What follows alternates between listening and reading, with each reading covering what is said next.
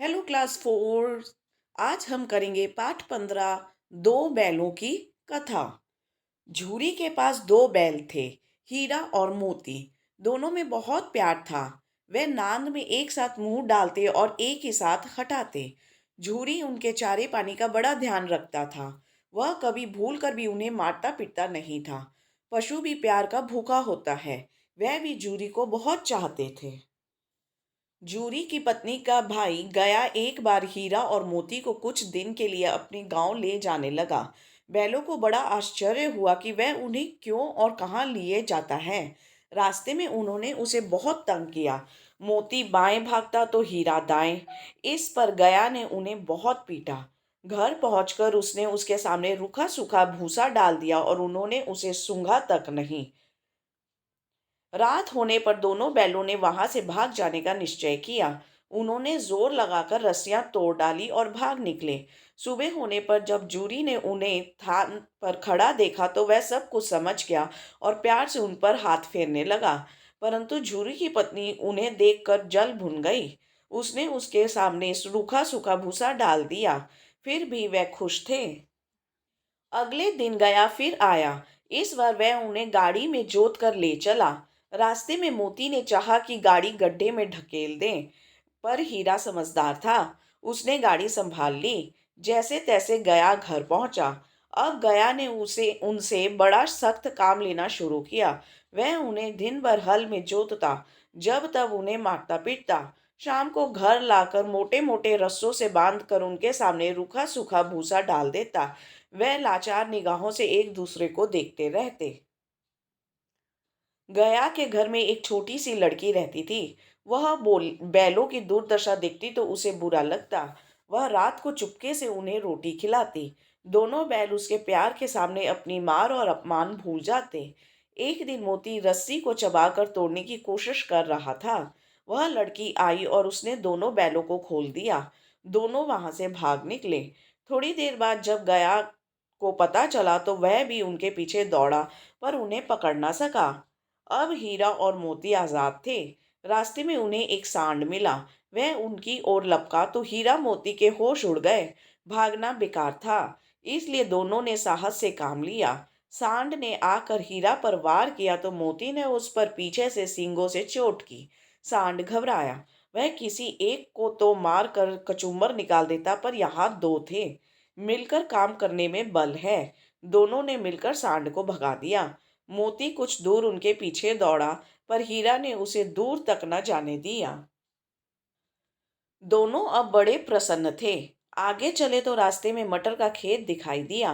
भूख तो लग ही रही थी। हरी हरी मटर देखकर उनकी भूख और तेज हो गई। वे खेत में घुस गए और लगे मटर खाने। अभी पेट भरा भी ना था कि खेत के रखवालों ने उन्हें देख लिया। उन्होंने उन दोनों को चारों ओर से घेर कर पकड़ लिया और कांजी होस में बंद करवा दिया। बच्चों, कांजी होस वो जगह होती है जहाँ पे जो सड़कों पे जानवर घूमते हैं उन्हें रखा जाता है।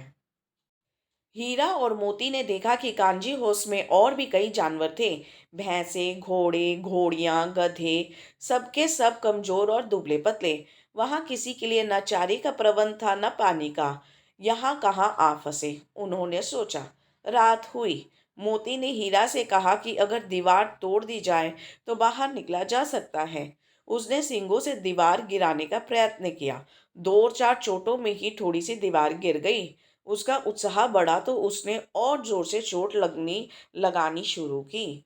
दीवार में रास्ता बनते ही पहले तो घोड़ियां भागी, फिर भैंसे और बकरियां। मोती ने गधों को भी सींग मार मार कर भगा दिया। उसने हीरे से भी भाग चलने को कहा, पर हीरा ने मना कर दिया। सुबह होने पर कांजी होस वालों ने देखा कि देखा तो उन्हें बड़ा आश्चर्य हुआ। उन्होंने हीरा और मोती को नीलाम कर दिया।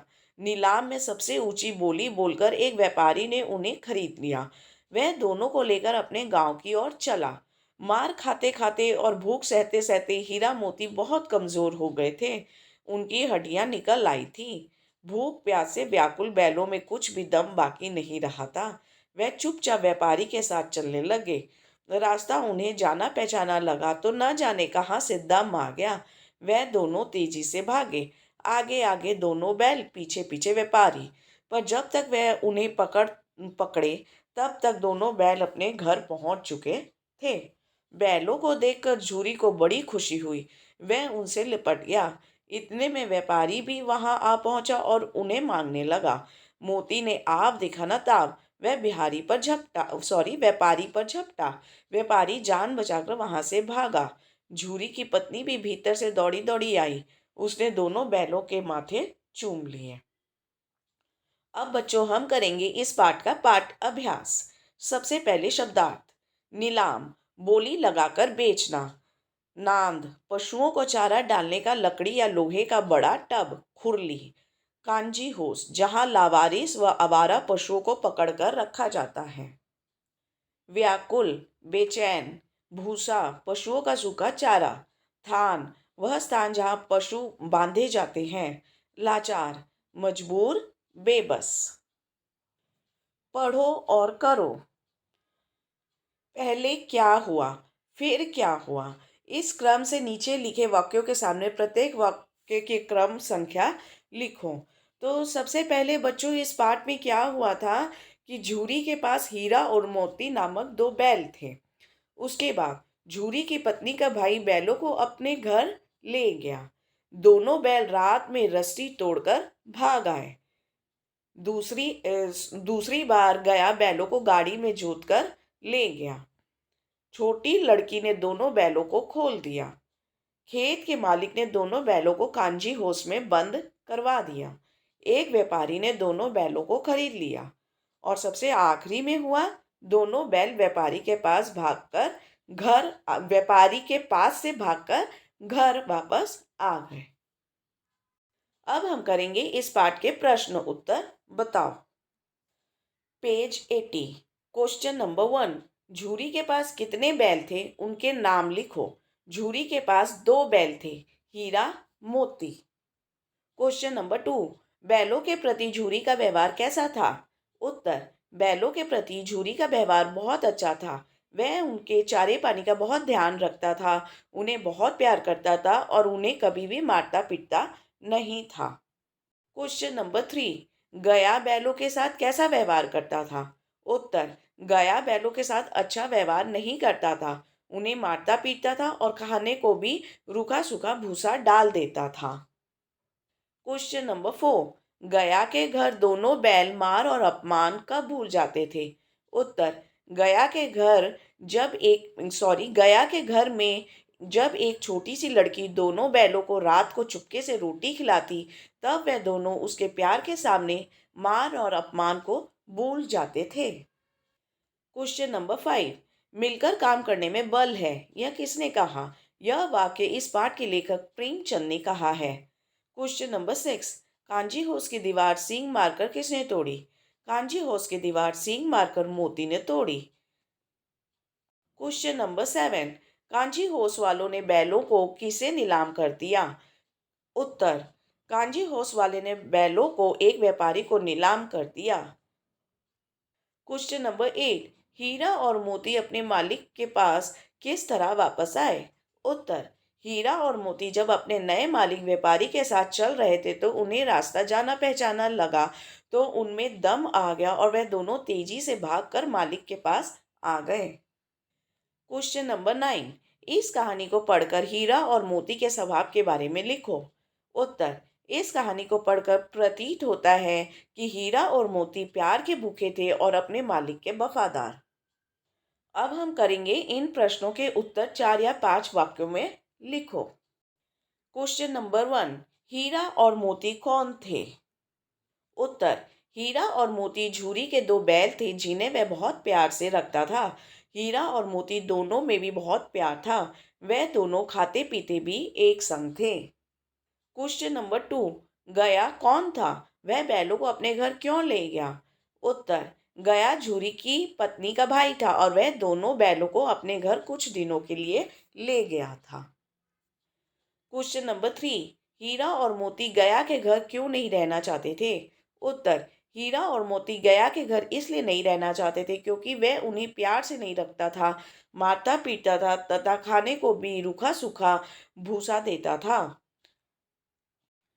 क्वेश्चन नंबर 4, हीरा और मोती अपने घर किस तरह वापस आए? उत्तर, जैसे ही हीरा और मोती को रास्ता जाना पहचाना लगा तो वह तेजी से भागे और अपने घर पहुंच गए। अब हम करेंगे वाक्यों में प्रयोग करो। होश उड़ जाना, घबरा जाना। पुलिस को देखकर चोर के होश उड़ गए। साहस से काम लेना, हौसला रखना। हमें मुसीबत के समय पर भी साहस से काम लेना चाहिए। जान बचाकर भाग जाना, दौड़ना। चूहा बिल्ली से जान बचाकर भाग गया। आप देखा ना ताब, बिना सोचे विचारे। आप देखा ना ताब, राम ने चोर को धर दबोचा। जल भून जाना, क्रोधित होना। मेरा नया खिलौना देखकर श्याम जल भून गया। माथा चूमना, प्यार करना। माँ ने प्यार से बच्चे का माथा चूमा।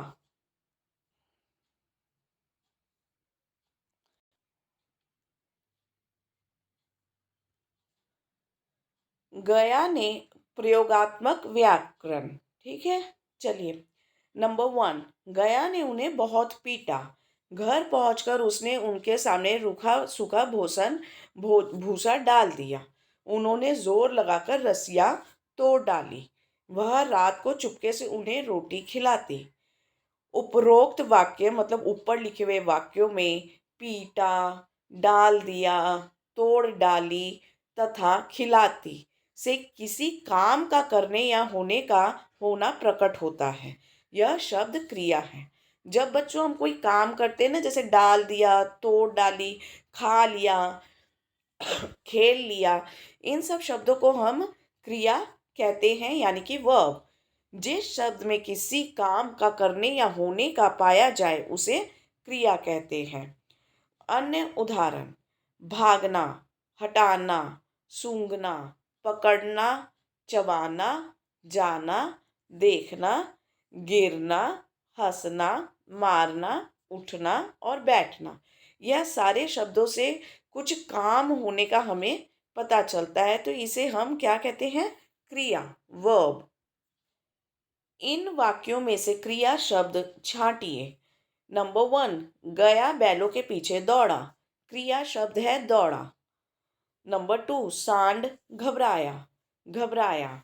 नंबर 3, वह दोनों को लेकर अपने गांव की ओर चला। लेकर और चला। नंबर 4, वह दोनों तेजी से भागे, भागे। वह उनसे लिपट गया, लिपट। नंबर 6, वह व्यापारी को पर झपटा, झपटा। नंबर 7, उसने दोनों बैलों के माथे चूम लिए, चूम। सोचिए और लिखिए। पशु भी प्यार का भूखा होता है। मतलब जानवरों को भी प्यार चाहिए। अपने पालतू पशु पर 5 वाक्य लिखो। सबसे पहला वाक्य, मेरे पालतू कुत्ते का नाम टॉमी है। नंबर 2, टॉमी काले रंग का है। नंबर 3, टॉमी बहुत प्यारा कुत्ता है। नंबर 4, घर के सारे लोग उसे बहुत प्यार करते हैं। नंबर 5, वह मेरे संग रोजाना खेलता है। तो बच्चों, ये था आपका पाठ 15, दो बैलों की कथा। अगर आपको पसंद आया होए तो please like, share and subscribe to our channel and see you in the next video. Thank you very much everyone. Bye bye.